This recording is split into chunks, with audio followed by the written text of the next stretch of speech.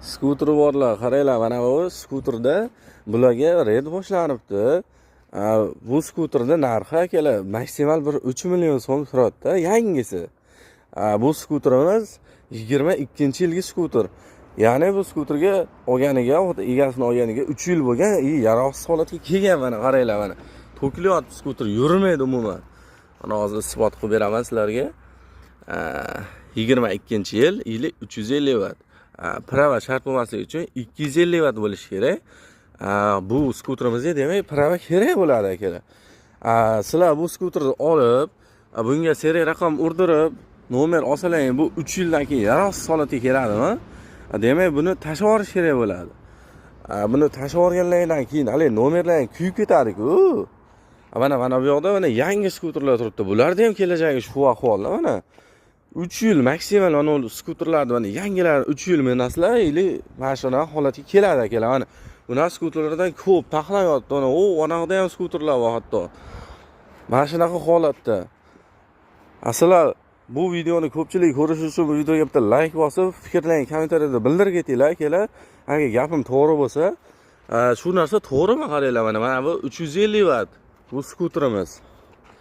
Eng arzon skuter. Hozir bunga nomer prava olish uchun 3 million so'm bo'lsa bu skuter, nomer pravasi где-то bir 7 millionlarga tushib ketadi sizlarga.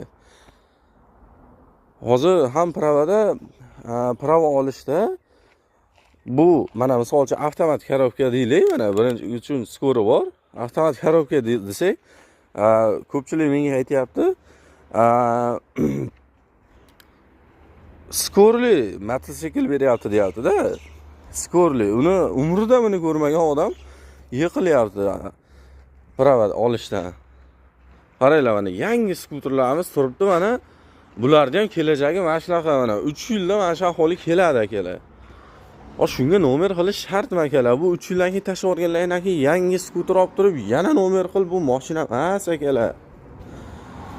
Nima qilsa bo'ladi? Mana qaranglar, mana yangi skuter bo'lsa mana bu 3 yildan keyin ahvoli ana bunaqa bo'ladi akalar. Hech qanaqa bir mana bu skuterga o'zi 1 yil bo'lgan mana. To'kilyapti, qaranglar mana. Yana 1-2 yildan keyin buni minib bo'lmaydigan darajaga keladi akalar. Mana bu skuterlarga qaranglar, mana hammasi shu ahvol. Qaranglar, mana chirayotibdi.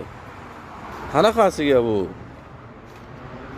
Hozir bunga nomer olsangiz mana shu palon pulga. Bu 1-2 yildan keyin o'zi minib bo'lmaydigan darajaga kelib qoladi. Mana ramalar chirayotibdi. Qaranglar, mashina emas-ku bu. Chirib yana tashlab yuborasiz.